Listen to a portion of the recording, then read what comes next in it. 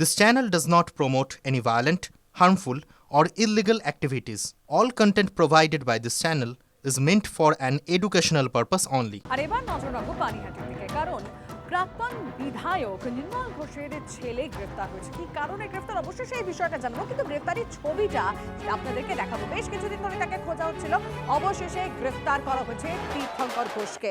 দক্ষিণেশ্বর থেকে গ্রেফতার করলো খড়দা থানার পুলিশ। তবে কেন গ্রেফতার? ড্রাইভারি লটারির টাকা ছিনিয়ে নেবার অভিযোগ নির্মলের কাউন্সিলর ছেলের বিরুদ্ধে। যে মুহূর্তে তাকে গ্রেফতার করা হয়, ছবিটা একবার দেখুন।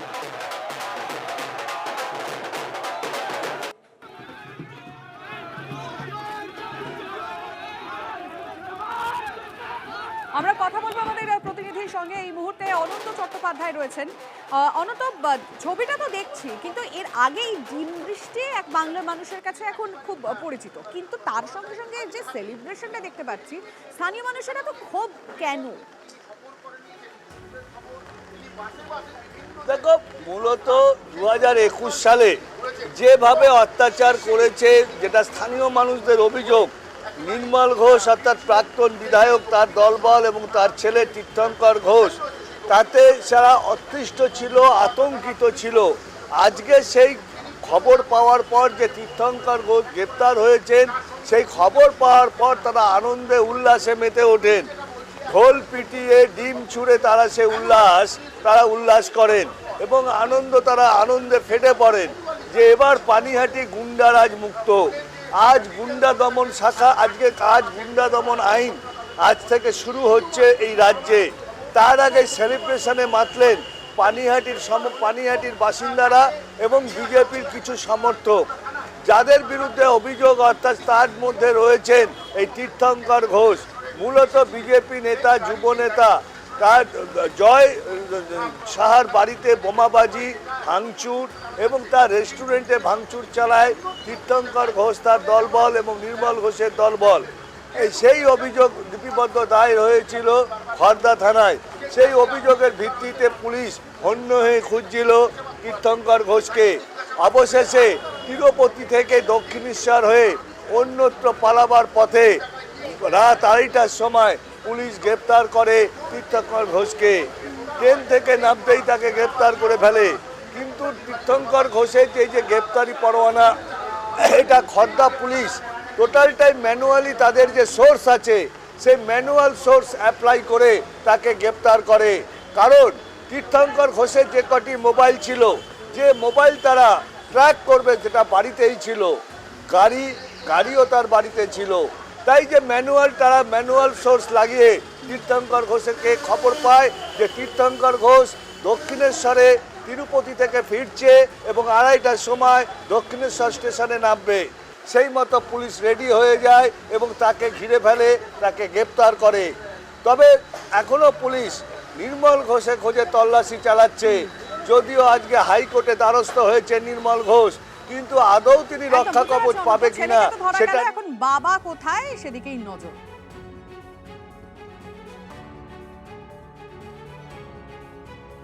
নির্মল ঘোষের ছেলে অ্যারেস্ট হয়েছে, নির্মল ঘোষ এখনো অ্যারেস্ট হয়নি, সোমনাথ দেও এখনো অ্যারেস্ট হয়নি, সঞ্জীব মুখার্জিও এখনো অ্যারেস্ট হয়নি। এরাই হচ্ছে সেই মানুষ যারা আমার মেয়েকে দ্রুততার সঙ্গে এনে পুড়িয়ে দিলে তথ্য প্রমাণ শেষ লোপাটকারী। তথ্য প্রমাণ লোপাটের যে হয়েছে তার শেষ তথ্য প্রমাণ লোপাটকারী একজন ধরা পড়েছে। ছেলে ধরা পড়েছে মানে বাবাও এবার ধরা পড়বে। কান টানলে মাথা তো আসবেই। যত মার্ডার, খুন, জমি দখল করা, মানুষকে প্রতারণা করা, বহু ঘটনার সাথে নাম যুক্ত রয়েছে। এই পানিহাটিরই কাউন্সিলর অনুপম দত্তকে খুন করা, হায়দার আলী খুনে আমাদের মনীষ শুক্লাকে যেভাবে হত্যা করেছিল, প্রত্যেকটা ঘটনায় কিন্তু এই নির্মল ঘোষের ছেলের নাম আছে। একটার পরে একটা মামলা হবে। একটা মামলায় আজকে ঢোকানো হলো পোস্টপোল ভায়োলেন্সের। এবার কিন্তু মানুষ স্বতঃস্ফূর্তভাবে এসে একের পর এক মামলার লাইন লেগে যাবে খড়দা থানায়। মানুষের মন থেকে সে ভয় চলে গেছে। আজকে একটা খুশির দিন। আমরা পূর্ণ আস্থা রাখছি প্রশাসনের ওপরে যে সঠিক পদক্ষেপ নিয়ে একটা দৃষ্টান্তমূলক শাস্তি ওর জন্যে দায়ের করে এটা কিন্তু ক্রিমিনাল রাজকে মুক্ত করবে।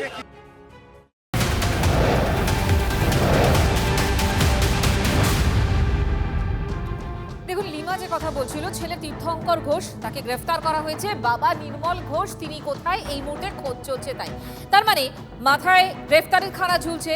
এবার আদালতে তাই পানিহাটির এই প্রাক্তন বিধায়ক নির্মল ঘোষ রক্ষা কবচ চেয়ে কলকাতা হাইকোর্টে নির্মল ঘোষ বিচারপতি সৌগত ভট্টাচার্যের এজলাসে আবেদন করেছেন।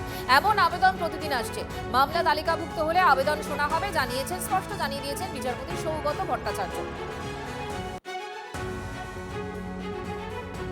মাঝখানে ফেরার ছিলেন নির্মল ঘোষ, কোথায় তিনি খোঁজ পাওয়া যাচ্ছিল না, এবং এই মুহূর্তে গ্রেফতারির খাড়া ঝুলছে। সেক্ষেত্রে আদালতে পানিহাটির প্রাক্তন বিধায়ক নির্মল ঘোষ রক্ষা কবচ চেয়ে কলকাতা হাইকোর্টে নির্মল ঘোষ।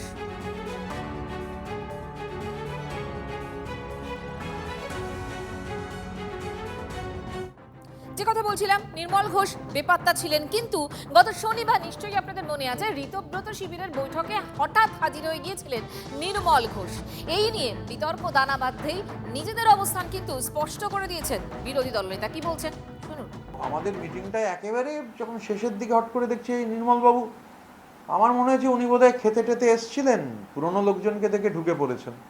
আর এটা তারপরে শুনলাম উনি বলছেন যে আমাকে আমন্ত্রণ জানানো হয়েছে। আমার শুধু ওনাকে বলার যে আপনাকে কে ডেকেছে প্রমাণ দিতে হবে না, নাম বলুন, আর কোন ফোন থেকে ফোন গেছে আপনার কাছে সেটা বলে দিন, বা যে মেসেজ আপনি পেয়েছেন যার ভিত্তিতে এসছেন সেটা বলে দিন, লাউড অ্যান্ড ক্লিয়ার। আমার শুধু বলার এই যে এমএলএ 80 জনের মধ্যে যদি চাইতাম আমরা, সংখ্যাটা এখনই হচ্ছে 75+ থাকতো, কিন্তু কিছু ক্ষেত্রে আমাদের কিছু রিজার্ভেশন আছে, চাইলেও নেবো না।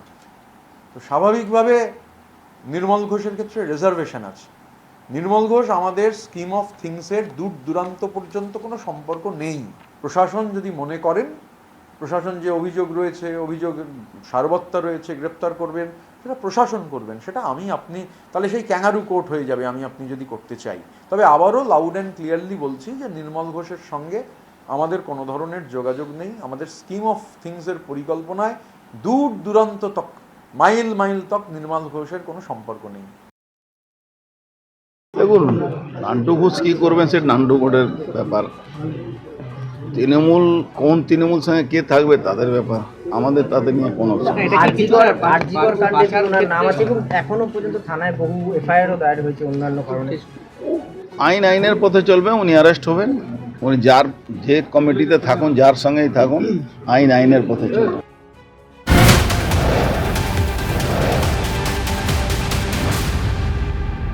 তাহলে কি দাঁড়ালো? বিধানসভা নির্বাচনের ফল ঘোষণার পর থেকে বেপাত্তা ছিলেন নির্মল ঘোষ। হঠাৎ করে উদয় হলেন গত শনিবার দিন, এবং সেটা ওই ঋত শিবিরের বৈঠকে।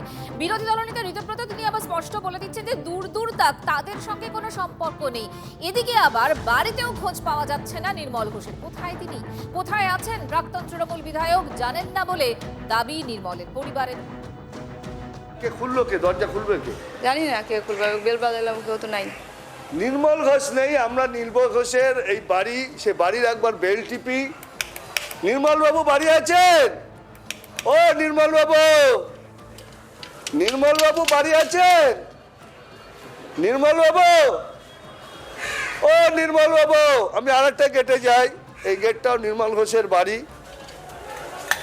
নির্মল বাবু বাড়ি আছেন নাকি? সব জানলা দরজা বন্ধ, একদা মমতার স্নেহধন্য ঘনিষ্ঠ। দেখো সেই তিনি গতকাল গিয়েছিলেন ঋতব্রত শিবিরে, অর্থাৎ ভালো তৃণমূলে। নির্মলবাবু আছেন? বাড়ি নেই? কবে থেকে নেই? অনেকদিন থেকে নেই। কোথায় গেছে? উনি বাইরে আছে। বাইরে গেছে? আপনি কি? ছেলের বউ। হ্যাঁ, ছেলের বউ না। তাহলে কেন বাড়ি ছাড়লেন কেন? সেটা তো উনি বলতে পারবেন। ফোন করেননি? উনি ফোন করেননি? না। আপনি ফোন করেন না? না। আপনার তো শ্বশুর মশাই। শ্বশুর মশাই হলে কন্ট্যাক্ট করতে পারছি না, করা হয়নি, পারছি না আমরা। এই গাড়ি দুটো কার? বাড়িরই। বাড়ির মানে নির্মলবাবুর গাড়ি? হ্যাঁ, বাবার আছেন, কাকা ছিলেন, কাকার গাড়ি আছেন। এই রাজ্যে আছেন, অন্য রাজ্যে আছেন? সেটাও বলতে পারবো না, কলকাতাতেই আছেন। কলকাতাতেই আছে। ওনার বিরুদ্ধে তো অভিযোগ আছে। হ্যাঁ, সেটা তো আমরাও দেখছি। একটু আগে আপনাদেরকে ছবি দেখিয়েছিলাম নির্মল ঘোষের ছেলে তীর্থঙ্কর, তাকে গ্রেফতার করা হয়েছে। ইতিমধ্যেই পুলিশ হেফাজতের খবর আসে। 6 দিনের পুলিশ হেফাজতের নির্দেশ দিলেন ব্যারাকপুর আদালতের বিচারক। আরও একবার আপনাদেরকে জানিয়ে রাখতে চাইব, গ্রেফতার নির্মল ঘোষের ছেলেকে 6 দিনের পুলিশ হেফাজতের নির্দেশ দিলেন ব্যারাকপুর আদালতের বিচারক। কিছুক্ষণ আগে আপনাদেরকে ছবি দেখিয়েছিলাম যে স্থানীয় মানুষজনের মধ্যে একেবারে উচ্ছ্বাস চোখে পড়ছে যখন তীর্থঙ্করকে নিয়ে যাওয়া হচ্ছিল। ডিম ছোড়া হয়, তার পাশাপাশি সেলিব্রেশন। আর এখন যে খবর আসছে 6 দিনের পুলিশ হেফাজতের নির্দেশ। বাকি ডিটেল আমরা জানবো আমাদের রিপোর্টারের কাছ থেকে। অনন্ত চট্টোপাধ্যায় রয়েছেন। অনন্ত, দেখো, এই মুহূর্তে বিচারক তাকে নির্মল ঘোষের ছেলের বিরুদ্ধে তাকে পুলিশ হেফাজত অর্থাৎ 6 দিনের পুলিশ হেফাজতের নির্দেশ দিল।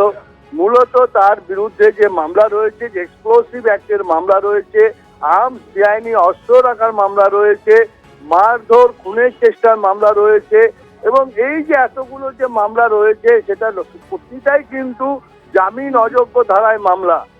খড়দা থানার পুলিশ 14 দিনের পুলিশ হেফাজত চেয়েছিল, সেইখানে কনসিডার করে বিচারক তাকে 6 দিনের পুলিশ হেফাজতের নির্দেশ দিল। এইবার যেটা সামনে আসছে পুলিশ সূত্রে, যে কোন কোন জায়গায় তিনি এই যে ঝামেলাগুলো, মারামারিগুলো বা কোথায় তোলাবাজি তার বিরুদ্ধে আছে, কোথায় আর্মস পেয়েছিল, টোটাল রিকনস্ট্রাকশন করবার জন্য পুলিশ তাকে ঘোরাবে, এমনটাই পুলিশ সূত্রে জানা যাচ্ছে। যে অর্ডার এলেই তারা কাজ শুরু করবে। দেখো, আজকে যে নজর রাখুন।